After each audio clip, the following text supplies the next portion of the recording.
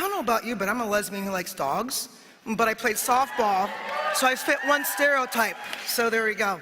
I want to talk to you today about why you should consider a career in cybersecurity. Right now, there are 1 million global vacant jobs in cybersecurity. By the year 2020, that will go up to 6 million. 11%, that's the percentage of women who are in cybersecurity now. And the last number I'm going to give you is 51% of them experience discrimination in some way. What does that say to you guys? First, opportunity, opportunity, opportunity, and then to influence change. Women and men are fundamentally different, and that is good. That is good because it's all in the brain. Women are more risk adverse, where men are willing to take risk. Women comply with rules and embrace organizational controls and technology more than men, where men are resistant to regulations and they don't embrace technical controls. Women think more intuitively, where men are more pragmatic.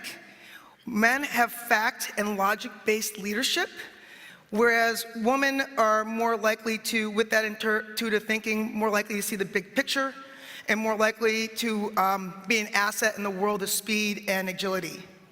One other thing, women remain calm during emergencies, which is hugely valuable when you have a major breach or a major incident. Men, they tend to be focused on one task and compartmentalize. The differences are important for a reason, because it allows both genders to work together and complement each other. It allows both genders to play to their strengths. It allows companies to be more effective in cybersecurity. Also, celebrating diversity is a strength for a company. Gender diverse teams tend to be more productive, tend to be more innovative, and tend to stay on schedule and within budget.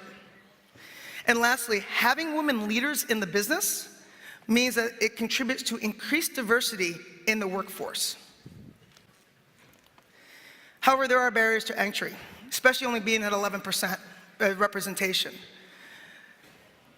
There's unconscious discrimination or unconscious bias. We all have it, but it does hurt when it comes to discrimination, how people think of us as women, or even think of us as women of color. There's an unexplained denial or delay of career advancement.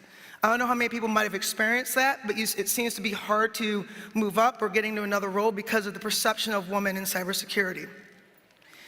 There's exaggerated highlighting of mistakes, errors, or occurrences. And then we've seen that happen, that a gentleman can say something, and if we say the exact same thing, we get in trouble. There's tokenism and overt discrimination. The discrimination is very seldom covert. Other barriers. Women are technically judged on performance and experience. Men are judged based on their potential. I would not be at this bank if somebody judged me based on my performance or experience, because when I got hired, it was on my potential. However, I was hired by a woman. And I always say, and I'll repeat this a couple more times, you can teach experience. You can teach experience. That's how I learned, that's how I grew, and that's how I've succeeded at the bank. We have lack of confidence. We are less likely to apply for a job because we don't see the skill sets that are there that we have. Men are more likely to apply for a job, and whether they have the skill sets or not, and they'll take that chance. And lastly is education and training. There are many ways to get education and training in cybersecurity, and there's many free ways to do it. You can go to seminars, you can go to meetup groups. If you're at a company, they should have a good training, in there, like the bank does. There's many ways to get that education without having to go back to school. Entering the cybersecurity field, no experience is needed. I'm going to say that one more time. No degree or no experience is needed. Everybody in this room has transferable skills, whether you're in HR, customer service, legal, PR, sales. You all have transferable skills that will be valuable in the cybersecurity industry. Adaptability, you must be able to adapt to change. It changes every day. It can change every minute of the day. You have to be able to embrace change and be adaptable. Training programs, I talked about those, but some companies like ours, we're building out our training program to teach people more about cybersecurity. Again, you can go to seminars and you can go to meetup groups. Confidence, apply for the job you want. The worst that somebody can say is no. It doesn't mean you give up after no. Keep trying until you get that job you want. And I talked about the experience from the other professions already. All right, hiring managers and companies, I'm talking to you now. Attracting and retaining more women for cybersecurity. Promote a diverse culture. If people see people who look like themselves, they're more likely to join that organization. Offer apprenticeships programs, just like you would in the trade. Have them shadow somebody for 2 years and learn the skill set so they can eventually, after those 2 years, go into the field or the part of cybersecurity that they want to. Returnships. This is something that I recently learned about. It's for women who've been out of the workforce for a while, whether because of family obligations or whatever. But this allows them to return to work and providing them the skills to return to a role within the company they came from. Strong corporate and social responsibility culture. That's huge. I don't know how many of you, when you look for a company, you look at what they do for their people and you look at what they do for their communities. More women in the interview pool increases the chance of women getting hired. If there's 2 women in an interview pool and 1 guy, there's more chance that the woman will be hired. Value attitude and aptitude. I'm going to say it again. Ready? Experience can be taught. Recruit from sectors other than technology. Now, once you've attracted and hired these women, how do you retain them? Clear career paths. What is their next best step to get to where they want? Sponsorships, mentoring, continuous education, the ability to change roles, workspace culture, diversity and inclusion initiatives, role models, and clear policies on intimidation, discrimination, and harassment.